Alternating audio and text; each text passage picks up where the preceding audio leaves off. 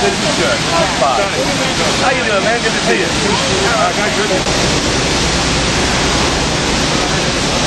Honey won't let us on the other side. I had a lot of fun with that.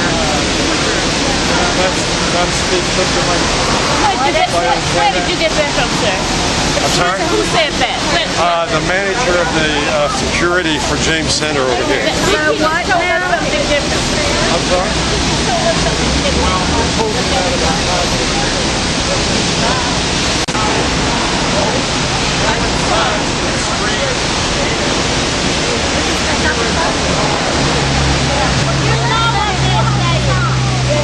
You listen, we'll host the song. Well, no, what they're saying. You said you didn't bring your son, you'll be sitting there for this don't worry. But I guess my thing about it is, yeah, I actually would rather stand over here and yell at him. Okay? Okay.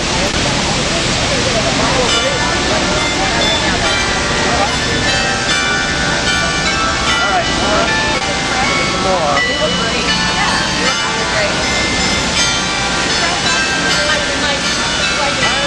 I'm sure there'll be something.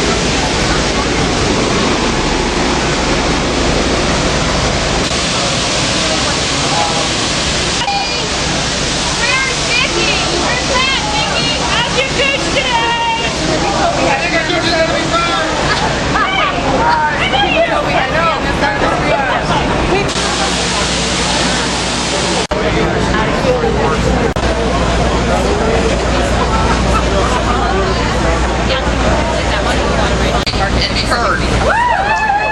A prominent educational institution based in Washington, D.C. And I'm also a Virginian, so I'm pleased to be here. Today we're here to talk to you about a war, and a phony war at that. Over the past few months, folks on the left, in both politics, they're trying to turn a defense of our basic freedoms in the First Amendment into a perceived attack upon women's rights. Leftists want you to believe that but most of all, they want you to believe on women, so that you'll ignore their big government. Big government presents a far greater threat to the freedom of all Americans, especially women. Let me be clear on the truth. The alleged war against women is a fraud and largely exists solely in the minds of a small minority of left-wing columnists and activists. 60% of U.S. citizens are minorities! The entire argument is frankly absurd. And all of these people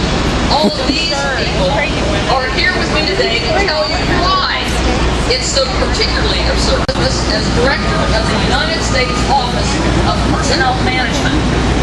She was also chairman of the National Gambling Impact Study Commission and Secretary of Health and Human Resources in Virginia during the tenure of former Governor George Allen. Fellow women of Virginia to join me in not the fake war on women, but the real one. Yes, there are disparities where income is concerned.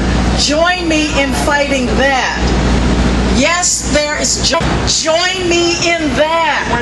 And so I'm not here today to diminish the war on women by having it come down to someone who will, I have not seen one poster over here that takes on those issues.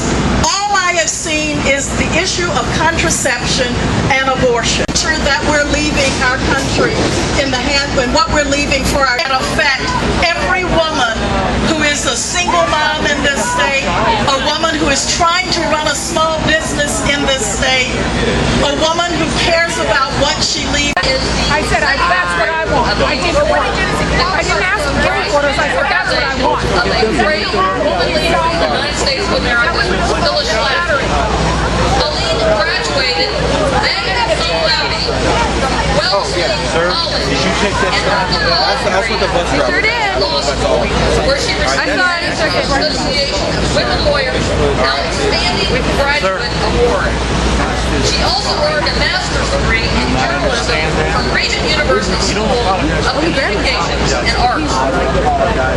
During her undergraduate studies, Colleen served in various government offices at the local, state, and federal levels, including work with the City of Lakewood, Ohio's Public Information Office and Municipal Court, the Massachusetts State Committee Office.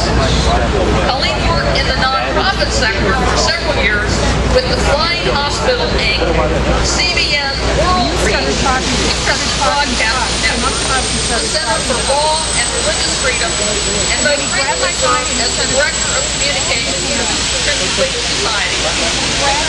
And everyone is this. And there are so many attacks coming from this administration. The attack on marriage, the administration's refusal to enforce the Marriage Act, which was enacted on a one-person basis and signed by President Clinton in 1995. And instead, the Obama Justice Department is spending our tax resources fighting states who are putting our safety into their own hands, like Arizona and Alabama, where the federal government has refused to protect their own citizens. So I don't mind your question, just move a little bit. Well, we've got to keep free passes for all the people walking through. The attacks are coming on all fronts from this administration. And if liberals want to talk about war on women, they should be focused first and foremost on the over 200 million women across the world who have been lost to the practice of sex selection abortion.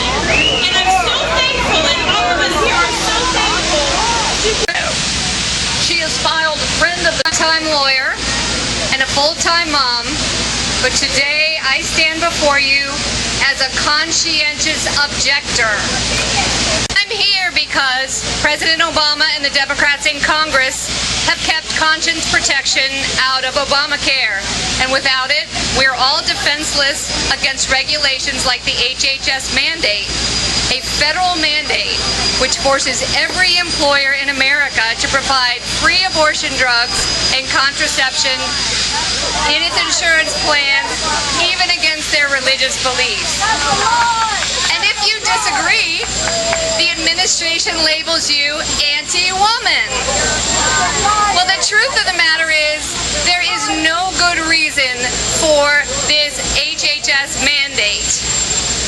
When this year dawned, America faced an unemployment crisis, a crisis in the housing market, but a contraception crisis? The idea is preposterous. There have been no laws against contraception of denying students health care. Contraception isn't really like other kinds of health care. We're not talking about inhalers for asthmatics or insulin for diabetics. Yes, birth control pills can be prescribed